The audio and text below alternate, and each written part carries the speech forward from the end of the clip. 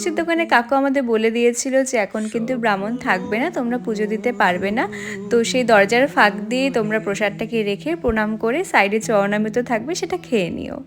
এই বনেরই মিষ্টি মধুর শান্ত ছায়া ঘিরে।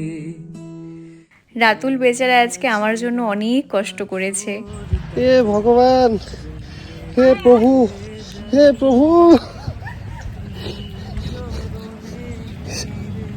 রাতুলের আর আমার আজকে না চাইতেও কিছু ফটো অ্যান্ড ভিডিও করতে হয়েছে, কারণ আমি যে ড্রেসটা পরে আছি এটা একটা প্রমোশনের ড্রেস। তো ভেবে রেখেছিলাম যে বাড়িতে তো একঘেয়ে আমি ফটো তুলেই থাকি, তো মদন বাড়ি গিয়ে সুন্দর করে ছবি তুলে প্রমোশন করে দেবো ওদের, যেখান থেকে ড্রেসটা পাঠিয়েছে।